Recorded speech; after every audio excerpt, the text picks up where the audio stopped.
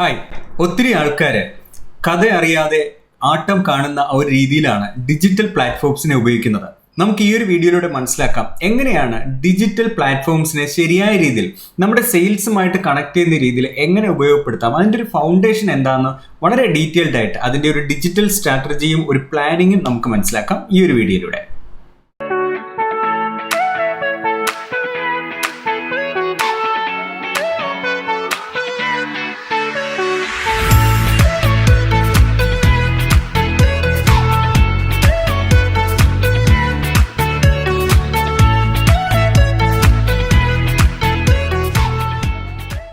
ഒന്നാമതായിട്ട് നമ്മൾ മനസ്സിലാക്കേണ്ടത്, ഈ ഓൺലൈൻ ഫീൽഡിൽ നേരിട്ട് നമ്മൾ കസ്റ്റമേഴ്സിനെ കാണാതെയാണ് സെയിൽസ് ഒക്കെയും ചെയ്യുന്നത്. ആ സമയത്ത് നമുക്ക് ശരിക്കും പറഞ്ഞാൽ ഓൺലൈനിൽ സെയിൽസ് നടക്കണമെങ്കിൽ ഏറ്റവും പ്രധാനപ്പെട്ട കാര്യം എന്ന് പറയുന്നത്, ഇപ്പോൾ നിങ്ങളുടെ ഈ ഒരു വീഡിയോയിലായിരിക്കുന്നത് പോലെ ഇപ്പോൾ ഞാൻ എന്താ ചെയ്യുന്നതെന്ന് അറിയാം. ഞാൻ എൻ്റെ യൂട്യൂബ് ചാനലിൽ വീഡിയോസ് ചെയ്യുന്ന സമയത്ത് ഞാൻ എവിടെയാണ് നോക്കുന്നത്, എൻ്റെ ക്യാമറയുടെ കണ്ണിലേക്കാണ്. അപ്പോൾ നമ്മൾ നേരിട്ട് ആൾക്കാരെ കാണാതെ സംസാരിക്കുമ്പോൾ നമ്മൾ ഈ ഡിജിറ്റൽ പ്ലാറ്റ്ഫോംസിൽ നേരിട്ട് നമ്മൾ ക്യാമറയിലേക്ക് നോക്കി സംസാരിക്കാനായിട്ട് പ്രാക്ടീസ് ചെയ്യുക എന്നുള്ളതാണ് ഏറ്റവും ആദ്യം ചെയ്യേണ്ടത്. പലപ്പോഴും നമ്മുടെ ഓൺലൈൻ പ്ലാറ്റ്ഫോംസിൽ നമ്മൾ ഉദ്ദേശിക്കുന്ന കാര്യം നമ്മുടെ കസ്റ്റമറുടെ മനസ്സിലേക്ക് പതിയാതെ പോകുന്നുണ്ടെങ്കിൽ അതിൻ്റെ റീസൺ, സോഷ്യൽ മീഡിയയിലൊക്കെ പരസ്യം കാണിക്കുന്ന സമയത്ത് കുറച്ച് ഇമേജ് കാണിക്കുന്നുണ്ട്, വീഡിയോസ് ശരിയായിട്ട് പ്ലേ ചെയ്യുന്നില്ല എന്നുള്ളതാണ്. അപ്പോൾ ഒന്നാമത്തെ കാര്യം, നമ്മുടെ ഓൺലൈൻ ഏതൊരു സ്ട്രാറ്റജി നമ്മൾ വർക്കൗട്ട് ചെയ്യുമ്പോഴും ക്യാമറയ്ക്ക് അതിൻ്റെതായ ഇമ്പോർട്ടൻസ് ഉണ്ട്. നേരിട്ട് കണ്ണുകളിലേക്ക് നോക്കുന്നത് പോലെ ക്യാമറയിലേക്ക് നോക്കി സംസാരിക്കാൻ കഴിഞ്ഞാൽ അത് തന്നെ ഒരു ഡിജിറ്റൽ പവറാണ്.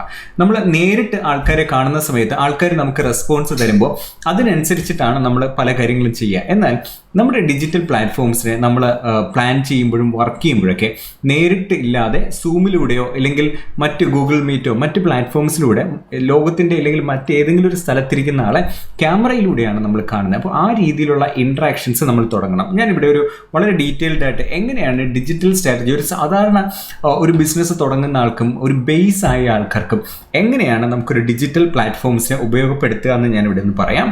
ഞാൻ എൻ്റെ മൈൻഡ് മാപ്പ് കാണിക്കാം. ഒന്നാമതായിട്ട് എനിക്ക് ഷെയർ ചെയ്യാനുള്ള കാര്യം, നമ്മുടെ കൂട്ടത്തിൽ ധാരാളം ആൾക്കാർക്ക് ഓൺലൈനിൽ വെബ്സൈറ്റുകളുണ്ട്. പക്ഷേ ഏറ്റവും വലിയ മിസ്റ്റേക്ക് എന്താണെന്ന് അറിയാം, നമുക്കൊരു വെബ്സൈറ്റ് ഉണ്ട്, പക്ഷേ ആ വെബ്സൈറ്റിൽ എത്ര ആൾക്കാരാണ് വരുന്നത് എന്ന് നമുക്കറിയില്ലെങ്കിൽ അത് നമുക്ക് ഒരു വലിയ പ്രശ്നമാണ്, വലിയൊരു കുറവാണ്. അപ്പോൾ നമ്മൾ ശ്രദ്ധിക്കേണ്ടത്, നമുക്കൊരു വെബ്സൈറ്റ് ഉണ്ട് അല്ലെങ്കിൽ ആ വെബ്സൈറ്റ് ഉണ്ടെന്ന് പറഞ്ഞിട്ട് കാര്യമില്ല, ഇതിനകത്ത് എത്ര ആൾക്കാരാണ് വരുന്നത് എന്ന് നമുക്ക് അറിയില്ലെങ്കിൽ അതുകൊണ്ട് പ്രയോജനമില്ല. അപ്പോൾ നമ്മൾ ഓരോ കാര്യങ്ങൾ ചെയ്യുമ്പോഴും അതിൻ്റെ റിസൾട്ട് നോക്കി വേണം നമ്മൾ ഡിജിറ്റൽ പ്ലാറ്റ്ഫോംസിനെ വർക്ക് ചെയ്യാനായിട്ട്.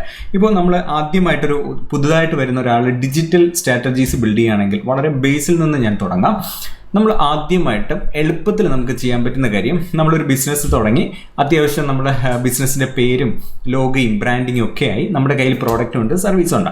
അപ്പോൾ ഇതിനെ നമ്മൾ സോഷ്യൽ മീഡിയയിലേക്ക് അപ്രോച്ച് ചെയ്യുമ്പോൾ ആദ്യം നമ്മൾ തുറക്കുന്ന വാതിലെന്ന് പറയുന്നത് അഡ്വർടൈസിങ് ആണ്. നമുക്ക് സോഷ്യൽ മീഡിയയിൽ പെയ്ഡായിട്ട് കാശ് കൊടുത്തുകൊണ്ട് പരസ്യം ചെയ്യാം. സാധാരണ നമ്മൾ ഫേസ്ബുക്കിലേക്ക് വന്നു കഴിഞ്ഞാൽ നമ്മൾ ഫേസ്ബുക്കിൽ ഒരു പോസ്റ്റ് കാണുന്നു, ധാരാളം പോസ്റ്റുകൾ ഫേസ്ബുക്കിൽ ഇങ്ങനെ ഓരോ പോസ്റ്റുകൾ മാറി മാറി വന്നുകൊണ്ടിരിക്കും. നമ്മളിങ്ങനെ സ്ക്രോൾ ചെയ്ത് കാണാം.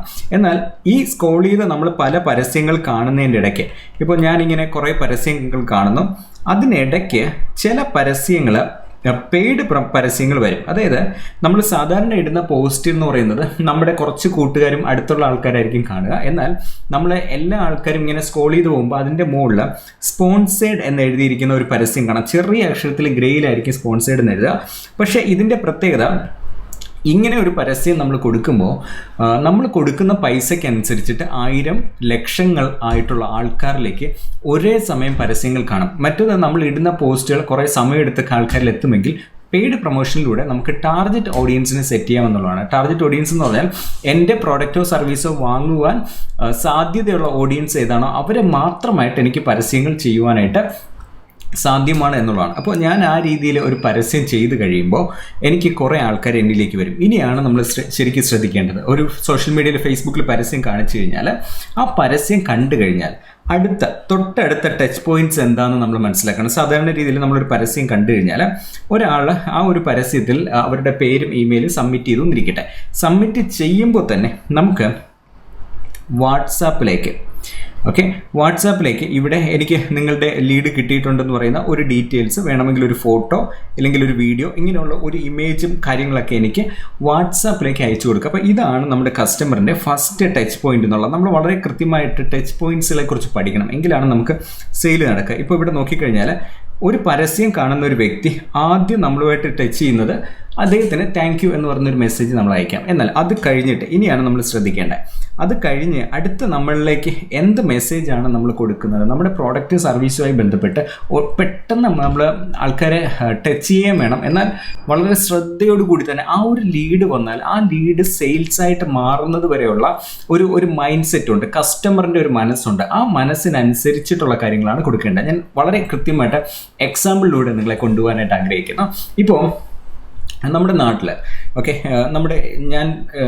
ഞാനായിരിക്കുന്ന നമ്മുടെ ക്യാൻസർ എന്ന് പറഞ്ഞൊരു കമ്മ്യൂണിറ്റി ഉണ്ട്. അതിനകത്തൊക്കെ ധാരാളം ആർട്ടിസ്റ്റുമാരുണ്ട്. ഞാനൊരു എക്സാമ്പിൾ പറയാം. നമ്മുടെ കൂട്ടത്തിലുള്ള ഒരു ആർട്ടിസ്റ്റ്, അദ്ദേഹം നന്നായിട്ട് പടങ്ങൾ വരയ്ക്കും.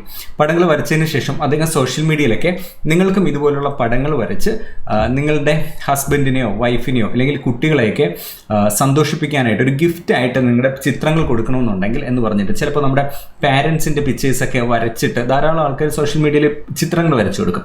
അപ്പോൾ ഈ ഒരു ആർട്ടിസ്റ്റ് ചിത്രങ്ങൾ വരയ്ക്കുന്ന ആളാണ്. അപ്പോൾ അദ്ദേഹം ഫേസ്ബുക്കിലേക്ക് ഒരു പരസ്യം കൊടുക്കുന്നു. പരസ്യം കൊടുക്കുന്ന സമയത്ത് തന്നെ ഇവിടെ ഒരു ഗ്രീറ്റിംഗ് മെസ്സേജിൽ താങ്ക് യു, നിങ്ങളെ ഒരു എൻക്വയറി ചെയ്തതിന് നന്ദി എന്ന് പറഞ്ഞിട്ട് ഒരു ചെറിയ മെസ്സേജ് കൊടുക്കുന്നു. അതിനുശേഷം വാട്സാപ്പിൽ നമ്മൾ കോൺവെർസേഷൻസ് സ്റ്റാർട്ട് ചെയ്യണം. വാട്സാപ്പിൽ ഒരു മെസ്സേജ് വന്നാൽ പിന്നെ നമ്മൾ സംസാരിച്ച് കൊടുക്കണം. ശരിക്കും പല ആൾക്കാർക്കും ആർട്ടിസ്റ്റുകളായിട്ടിരിക്കുന്ന അല്ലെങ്കിൽ എന്ത് പ്രോഡക്റ്റ് ആണെങ്കിലും ഒരു സെയിൽസ് നടക്കുന്നത് ഒരു ഗ്രീറ്റിംഗ്സ് അയച്ചു കഴിഞ്ഞാൽ പിന്നീട് ചെയ്യേണ്ടത് കുറേ ഇമേജ് എടുത്ത് ഇടുക എന്നുള്ളതല്ല. ശരിക്കും വളരെ സക്സസ് ആയിട്ട് പോകുന്ന ഒരു ഡിജിറ്റൽ സ്ട്രാറ്റജി മെത്തേഡ് എന്ന് പറഞ്ഞാൽ കോൺവെർസേഷനിലൂടെ നമ്മൾ സെയിൽസിലെത്തിക്കുക. ഇപ്പോൾ ഞാൻ പറഞ്ഞ ഈ ഒരു ആർട്ടിസ്റ്റിൻ്റെ ഒരു പടം കണ്ടിട്ട് ഒരു വ്യക്തി അദ്ദേഹത്തിന് ഇപ്പോൾ ഞാൻ ആ ഒരു പരസ്യം കാണുകയാണ്. ഇപ്പോൾ എനിക്ക് എൻ്റെ മക്കളുടെ പടം ഒന്ന് വരച്ചാൽ കൊള്ളാം എന്ന് എൻ്റെ മനസ്സിൽ തോന്നുന്നു. ആ സമയത്ത് ഞാൻ ക്ലിക്ക് ചെയ്യുന്നു. അപ്പോൾ ഞാൻ വരുന്നത് ആ ഒരു പടം വരയ്ക്കാനാണ്. അത് ക്ലിക്ക് ചെയ്ത് കഴിയുമ്പോഴത്തേക്കും എനിക്കൊരു ഗ്രീറ്റിംഗ് മെസ്സേജ് കിട്ടി. അതിനുശേഷം നമ്മൾ ഇവിടെ കോൺവെർസേഷൻ സ്റ്റാർട്ട് ചെയ്യണം. കോൺവെർസേഷൻ സ്റ്റാർട്ട് ചെയ്യുമ്പോൾ അദ്ദേഹം ഒരു ഹായ് മെസ്സേജ് അയച്ചു. അപ്പോൾ ഞാനിത് കണ്ടു കഴിയുമ്പോൾ 2 പ്രാവശ്യം ടിക്ക് വരും. അതിനുശേഷം ഈ കോൺവെർസേഷനിൽ താങ്ക് യു സർ, ഈ പടം നിങ്ങൾക്ക് എപ്പോഴത്തേക്കാണ് വരച്ച് വേണ്ടത്? ഓക്കെ, ഞാൻ ചോദിക്കുന്ന വാക്കുകൾ ശ്രദ്ധിക്കണേ. അപ്പോൾ നമ്മൾ ഈ ചില ചോദിക്കേണ്ട ചോദ്യങ്ങളിൽ തന്നെ സെയിൽസുമായിട്ട് കണക്റ്റഡ് ആണ്. എപ്പോഴാണ് നിങ്ങൾക്ക് ആ പടം വരച്ച് വേണ്ടത് എന്ന് ഞാൻ ചോദിച്ചു. അപ്പോൾ അദ്ദേഹം ഒരു റിപ്ലൈ പറയുന്നത് നിങ്ങളുടെ പ്രൈസ് എത്രയാണ് വരയ്ക്കാനായിട്ട് ചാർജ് ആവുക, അല്ലെങ്കിൽ കോസ്റ്റ് എത്രയാണ് എന്നുള്ളതായിരിക്കും കസ്റ്റമർ സൈഡിൽ നിന്ന് വരുന്നത്. എപ്പോഴും കസ്റ്റമർ സൈഡിൽ നിന്ന് വരുന്ന കാര്യങ്ങളെ നമുക്ക് മനസ്സിലാക്കാൻ പറ്റും. ഇപ്പോൾ ഞാനിവിടെ ഒരു കോസ്റ്റ് അല്ലെങ്കിൽ ഒരു ഫീ എത്രയാണെന്നുള്ളത് നമ്മളിവിടെ ഏതെങ്കിലും ഒരു രീതിയിലൊരു സർവീസ് ചാർജിനെ കുറിച്ച് ഡിസ്കഷൻ വരാൻ സാധ്യതയുണ്ട്. ഇത് വന്നു കഴിയുമ്പോഴും നമ്മൾ ചെയ്യേണ്ട ഒരു കാര്യം, തിരിച്ച് നമ്മളൊരു ലീഡ് വന്നു കഴിഞ്ഞാൽ ആ ലീഡ് വരുന്നത് പടം വരയ്ക്കാനാണ് എങ്കിൽ കസ്റ്റമർ പല ക്വസ്റ്റ്യൻസ് ചോദിക്കും. പക്ഷെ നമ്മളിവിടെ കൃത്യമായിട്ട് പ്ലാൻഡ് ആയിട്ട് ആ ഒരു സർവീസോ പ്രോഡക്റ്റുമായി ബന്ധപ്പെട്ട് അടുത്ത ക്വസ്റ്റ്യൻ ചോദിക്കേണ്ടത്, സർ നിങ്ങൾക്ക് വരയ്ക്കാനുള്ള പടം ഏത് പടമാണോ വരയ്ക്കേണ്ടത് അതിൻ്റെ ആ ഒരു പടം നിങ്ങൾ അയച്ചു തരാമോ? ഇപ്പോൾ ഞാനപ്പോൾ എൻ്റെ കുട്ടികളുടെ പടം ഞാൻ കൊടുക്കുകയാണെന്ന് വിചാരിക്കട്ടെ. ഞാനൊരു പടം ഇവർക്ക് അയച്ചു കൊടുത്തു എന്ന് ഇരിക്കട്ടെ. അപ്പോൾ ഞാനൊരു കോൺവെർസേഷൻ സ്റ്റാർട്ട് ചെയ്തു. അപ്പോഴത്തേക്കും അവരുടെ ഒരു ബാക്ക്ഗ്രൗണ്ട് പിക്ചർ എൻ്റെ കിട്ടി. ആ സമയത്ത് ഞാൻ വീണ്ടും ഇവിടെ റിപ്ലൈ ചെയ്യാണ്, ഗുഡ് സർ, നന്നായിട്ടുണ്ട്. ഈ പടം വരയ്ക്കാനായിട്ട് ഏകദേശം ഒരു 3 ദിവസത്തെ സമയമാണ് വേണ്ടി വരിക. നമ്മളിത് വരച്ചു തരാം. സാർ ഇത് എന്തിനു വേണ്ടിയിട്ടാണ് ഉപയോഗിക്കുന്നത്? എൻ്റെ രണ്ടാമത്തെ ക്വസ്റ്റ്യനാണ്. ഓക്കെ, ഞാനിവിടെ വീണ്ടും ചോദിക്കുകയാണ് എന്തിനു വേണ്ടിയിട്ടാണ്. എന്തിനെന്ന് ഞാൻ ചോദിച്ചാൽ ബർത്ത്ഡേക്ക് വേണ്ടിയിട്ടാണോ, എന്തെങ്കിലും ഡെഡ് ലൈൻസ് ഉണ്ടോയെന്നാണ് ചോദിക്കുന്നത്. അപ്പോൾ പറയുകയാണ് എൻ്റെ മോൻ്റെ ബർത്ത്ഡേ എന്ന് പറയുന്നത് ഈ ദിവസമാണ്, അതിന് വേണ്ടിയിട്ടാണ് ഞാൻ വരയ്ക്കുന്നതെന്ന് പറയുന്നു. ഓക്കെ, അതിനുശേഷം പിന്നീടാണ് നമ്മളിവിടെ സർ ഇതിന് ചാർജ് വരുന്നത് ഇത്ര രൂപയാണ് ഇതിന് വരയ്ക്കുന്നതിന്, ഇല്ലെങ്കിൽ ഇതിന് ഇത്രയാണ് എമൗണ്ട്, എത്രയാണോ എന്ന് വെച്ചാൽ ആ എമൗണ്ട്. അപ്പോൾ ഇങ്ങനെ ഒരു എമൗണ്ട് പറയുമ്പോഴും ഓക്കെ നിങ്ങൾ പ്രൊസീഡ് ചെയ്തോളൂ, ഞങ്ങൾ ചെയ്യാം, ആ ഒരു ഡിസ്കഷനിലേക്ക് പോകും. അപ്പോൾ നമ്മൾ എപ്പോഴും ശ്രദ്ധിക്കേണ്ടത് ഈ ഒരു കസ്റ്റമർ വന്നു കഴിഞ്ഞാൽ ഇവിടെ നമ്മൾ വീണ്ടും ടച്ച് പോയിന്റ്സുകൾ എത്ര എണ്ണം ഉണ്ട് നോക്കണം. ഇതാണ് ഡിജിറ്റൽ സ്ട്രാറ്റജി എന്ന് പറയുക. ഇത് കൃത്യമായിട്ട് പ്ലാൻ ചെയ്ത് വെറുതെ നമ്മൾ കല്ലെടുത്തെറിഞ്ഞിട്ടല്ല സെയിൽസ് കിട്ടുക. ഇവിടെ നോക്കിയാൽ ഇവിടെ ഞാനിപ്പോൾ ഡിജിറ്റൽ ചെയ്ത് രണ്ടാമത്തെ ടച്ച് പോയിന്റ്സ് 3, 4 ഇങ്ങനെ ഒരു കോൺവെർസേഷൻ ചെയ്ത് കഴിഞ്ഞിട്ട് ഇവരുടെ നിന്ന് പേയ്മെൻറ്റ് വാങ്ങുന്നു. പേയ്മെൻറ്റ് വാങ്ങിയതിന് ശേഷം അവരുടെ ആ പിക്ചർ അയച്ചു കൊടുക്കുന്നു. ആ പിക്ചർ അയച്ചു കൊടുക്കുന്ന സമയത്ത് നമ്മൾ ഒരു വോയിസ് ആയിട്ട് സർ ഞങ്ങൾ കൊറിയർ അയച്ചിട്ടുണ്ട്, നിങ്ങൾക്ക് 2 ദിവസത്തിനകത്ത് കിട്ടും എന്നൊക്കെ പറയുന്നു. അതിനുശേഷം നമ്മളൊരു വീഡിയോ റെക്കോർഡ് ചെയ്തിട്ട് അവരുടെ റിക്വസ്റ്റ് ചെയ്യണം. സർ ഒരു ചെറിയൊരു റിക്വസ്റ്റ് ഉണ്ട്, സർ ആ ഒരു ഫോട്ടോ ഞാൻ വരച്ചിരുന്ന ഫോട്ടോ ഇല്ലേ വരയ്ക്കുന്ന ആർട്ടിസ്റ്റ് തന്നെ നേരിട്ട് ക്യാമറയിൽ നിന്നിട്ട് പറയുകയാണ്, സർ ഞാൻ പടം ഇവിടെ അയക്കുന്നുണ്ട്. ഇപ്പോൾ നമ്മൾ പാക്ക് ചെയ്യുന്ന സമയത്തൊക്കെ ഉള്ള ഫോട്ടോസ് വീഡിയോസ് ഒക്കെ ഉണ്ടെങ്കിൽ പാക്ക് ചെയ്യുന്നതും അയക്കുന്നതൊക്കെ ഒരു ക്യാമറയിൽ ഉൾപ്പെടുത്തിയിട്ട് ആ കസ്റ്റമറിന് അയച്ചു കൊടുക്കുകയാണ്. സർ ഞാനിത് പാക്ക് ചെയ്ത് ഇപ്പം അയച്ചിട്ടുണ്ട്, സർ ഒരു കാര്യം ചെയ്യണം, ആ ഫോട്ടോ നിങ്ങളുടെ കയ്യിൽ കിട്ടുന്ന സമയത്ത് അത് ഓപ്പൺ ചെയ്യുമ്പോഴുള്ള ഒരു എക്സ്പ്രഷൻസ്, നിങ്ങളുടെ സന്തോഷം എനിക്കൊന്ന് അയച്ചു തരണം. അപ്പോൾ നിങ്ങൾ ആ ഒരു പാക്കേജ് ആർക്കാണോ ഗിഫ്റ്റ് ചെയ്യുന്നത് അവർ ഓപ്പൺ ചെയ്യുന്ന സമയത്ത് ഒരു ക്യാമറയിൽ ഒരു വീഡിയോ എടുത്തിട്ട് എനിക്കൊന്ന് അയച്ചു തരണം കേട്ടോ എന്ന് പറയുകയും കൂടെ ചെയ്യുമ്പോൾ ഒന്ന് ആലോചിച്ച് നോക്കണേ. അപ്പോൾ ആ വ്യക്തി ആ ഒരു പ്രോഡക്റ്റ് കിട്ടി, ആ പ്രോഡക്റ്റ് ഒരുമിച്ച് നിന്നിട്ട് അത് പാക്ക് ചെയ്യുന്നതിൻ്റെയൊക്കെ നല്ലൊരു വീഡിയോ റെക്കോർഡ് ചെയ്തിട്ട് അയച്ചു തരുന്നിരിക്കട്ടെ. ഓക്കെ, ഈ അയച്ചു തരുന്ന സന്തോഷത്തെ നമ്മൾ ഇത് അടുത്ത ടച്ച് പോയിന്റ്സ് ആണ്. 4 പ്രോഡക്റ്റ് വിറ്റ് കഴിഞ്ഞാൽ നമ്മുടെ ഇത് കഴിഞ്ഞിട്ടില്ല, അടുത്ത 5ാമത്തെ ടച്ച് പോയിൻ്റായി. അതിനുശേഷം നമുക്ക് ഈ തരുന്ന സാധനത്തെ നമ്മൾ എന്ത് ചെയ്യാൻ പറ്റും, നമുക്ക് വീണ്ടും നമ്മുടെ സോഷ്യൽ മീഡിയയിലേക്ക് നമുക്ക് പരസ്യങ്ങളായിട്ടോ ഇല്ലെങ്കിൽ നോർമൽ ആയിട്ടോ നമുക്കിവിടെ കൊടുക്കാനായിട്ട് പറ്റും. ഇത് 6ാമത്തെ ടച്ച് പോയിന്റ്സ്. അപ്പോൾ ഇതിൻ്റെ പ്രത്യേകത, നമ്മൾ ഒരു പടം നമ്മൾ വരച്ച് കൊടുത്തു കഴിഞ്ഞാൽ അതോടുകൂടി ജോലി തീരുകയല്ല. അതിന് പകരം നമുക്ക് കിട്ടുന്ന ഒരു കാര്യം എന്ന് പറഞ്ഞാൽ സോഷ്യൽ മീഡിയയിൽ നമ്മളിത് പബ്ലിഷ് ചെയ്യുന്നു. പബ്ലിഷ് ചെയ്തതിന് ശേഷം ഒത്തിരി ആൾക്കാർ ഇത് കാണും അല്ലേ. നമ്മുടെ ഈ പരസ്യം കണ്ടു കഴിയുമ്പോൾ ഇത് 6ാമത്തെ ടച്ച് പോയിന്റ്സ് ആയിട്ട് ഞാൻ വയ്ക്കാം. വളരെ സിമ്പിളായിട്ട് ഞാൻ മനസ്സിലാക്കാൻ വേണ്ടിയിട്ടാണ് ഇത്രയും കാര്യങ്ങൾ ഇവിടെ ഞാനൊന്ന് വരച്ച് തന്നെ പറയാനായിട്ട് ശ്രമിക്കുന്നത്. അപ്പോൾ 6 പോയിന്റ് കഴിഞ്ഞു. എന്നിട്ട് ഈ ഒരു പടത്തിൻ്റെ താഴെ നമ്മളിപ്പോൾ സോഷ്യൽ മീഡിയയിൽ ഒരാളത് പാക്കേജ് ചെയ്യുന്ന വളരെ സന്തോഷത്തോടു കൂടി ചെയ്യുമ്പോൾ ചിലപ്പോൾ ഒരു വൈഫിന് ഗിഫ്റ്റ് കൊടുക്കുന്നതായിരിക്കാം, ചിലപ്പം കുട്ടികൾക്കായിരിക്കാം, ചിലപ്പം നമ്മൾ മരിച്ചു പോയിട്ടുള്ള ആരെങ്കിലും അവരുടെ ഓർമ്മയുമായി ബന്ധപ്പെട്ട് കല്യാണ സമയത്തൊക്കെ ചിലപ്പോൾ പാരൻസ് കൂടെ ഇല്ലാത്ത ആൾക്കാർക്ക് പാരൻസിൻ്റെ ഫോട്ടോയൊക്കെ ചെയ്യുന്നത് വളരെ സന്തോഷമാണ്. അപ്പോൾ ആ രീതിയിൽ ഒരു പ്രോഡക്റ്റ് നമ്മൾ കൊടുത്തു കഴിയുമ്പോൾ ഇവിടെ ഫോൺ നമ്പർ വെക്കുക. അപ്പോൾ എന്താ സംഭവിക്കുക എന്ന് പറയാം, ഇത് വീണ്ടും റിപ്പീറ്റ് ചെയ്യപ്പെടും. നമ്മൾ പെയ്ഡ് പ്രൊമോഷനിലൂടെ 100, 200, 500 രൂപയ്ക്ക് നമ്മൾ പരസ്യം ചെയ്യുന്നു. ഇത് കൃത്യമായിട്ട് നമ്മളൊരു സർവീസ് കൊടുത്തു, കസ്റ്റമറിൻ്റെ ഗ്രീറ്റിംഗ് മെസ്സേജ് കൊടുത്തു, കസ്റ്റമറുമായിട്ട് കോൺവെർസേഷൻ സ്റ്റാർട്ട് ചെയ്തു, കസ്റ്റമറുടെ ഫോട്ടോ അയച്ചു തന്നു. അതിനുശേഷം നമ്മൾ ഇവരുടെ എന്നാണ് ഇത് വേണ്ടതെന്നൊക്കെ ചോദിച്ച് വീണ്ടും കോൺവെർസേഷൻ കുറച്ചുകൂടെ കൊണ്ടുപോയി. അതിനുശേഷം മാത്രം നമ്മൾ ഒരു റേറ്റ് പറയുന്നു. ആ റേറ്റ് പറയുന്ന സമയത്തും പ്രൈസിങ് സ്ട്രാറ്റജി ഉണ്ട്. ഞാൻ ഈ വീഡിയോയിൽ ഒത്തിരി ലെങ്ത്തിലേക്ക് പോയിട്ട് അതിലോട്ട് പോകുന്നില്ല. പക്ഷേ ആ ഒരു ഡിജിറ്റൽ ഒരു കൺസെപ്റ്റ്, അതിൻ്റെ ബേസ് ഞാൻ ആദ്യമേ ഈ വീഡിയോയിൽ പറഞ്ഞതുപോലെ നമ്മൾ ഈ കഥ അറിയാതെ ആട്ടം കാണുക എന്നുള്ളതല്ല, അത് അതിൻ്റെ കളി എങ്ങനെയാണെന്നുള്ളത് ശരിക്കും മനസ്സിലാക്കാൻ വേണ്ടിയിട്ടാണ് ഞാൻ അത് ലളിതമായിട്ട് എക്സ്പ്ലെയിൻ ചെയ്യുന്നത്. അപ്പോൾ ആ കസ്റ്റമർ ബർത്ത്ഡേക്കാണ് ഫോട്ടോ എന്ന് പറഞ്ഞു, അതിൻ്റെ ഇത് കഴിഞ്ഞു.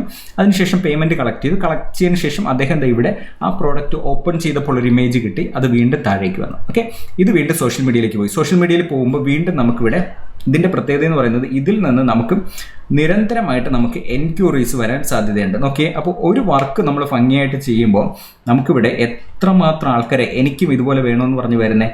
അപ്പോൾ ഈ ഒരു കാര്യം നമ്മൾ ചെയ്തിട്ട് ഇതിനെ നമുക്ക് ഓട്ടോമേറ്റ് ചെയ്യാൻ പറ്റും. ആദ്യ സമയങ്ങളിൽ നമ്മൾ മാനുവലി തന്നെ നമ്മൾ ചെയ്ത് എക്സ്പീരിയൻസ് ചെയ്ത് കസ്റ്റമറുടെ അടുത്തൊക്കെ കാര്യങ്ങൾ ചോദിച്ച് നമ്മൾ ഒത്തിരി കാര്യങ്ങൾ ചെയ്യേണ്ടത് ആവശ്യമാണ്. എന്നാൽ അത് കഴിഞ്ഞ് കുറച്ച് മുന്നോട്ട് പോയി കഴിയുമ്പോൾ വാട്സപ്പ് ഓട്ടോമേഷൻ എന്ന് പറയുന്ന പ്രോസസ്സ് ഉണ്ട്. വാട്സപ്പ് ഓട്ടോമേഷനിലൊക്കെ ഒരു കസ്റ്റമർ ഒരു ക്വസ്റ്റ്യൻ ചോദിക്കുമ്പോൾ എന്താണ് റിപ്ലൈ ചെയ്യേണ്ടത്, ഇങ്ങനെയുള്ളത് ചെയ്യാൻ പറ്റും. ഇപ്പോൾ ഈ ഒരു ചാനലിൽ തന്നെ നിങ്ങൾക്ക് വാട്സപ്പ് ഓട്ടോമേഷൻ്റെ വീഡിയോ കാണാൻ പറ്റും.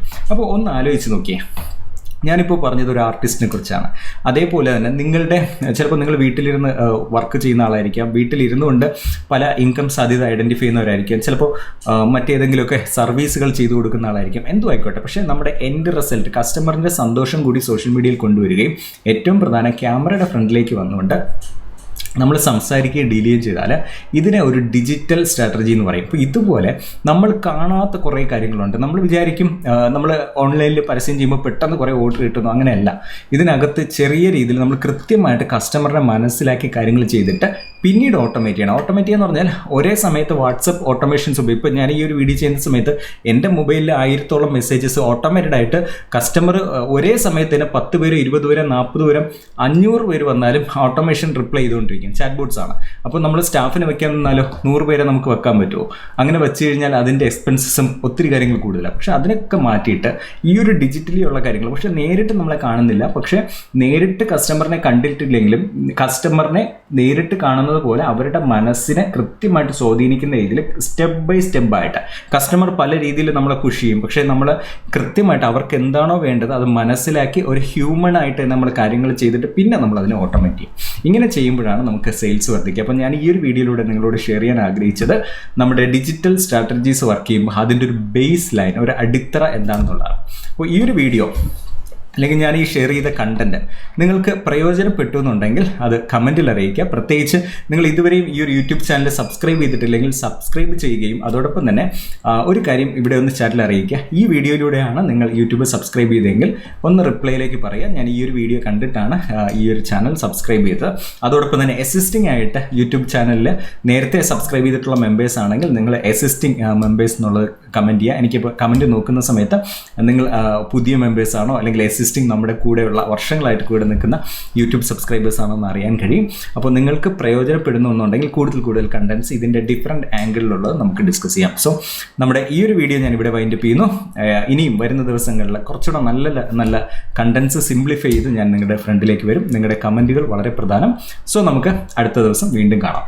പ്രവീൺ കാൽവിൻ കാൽസ.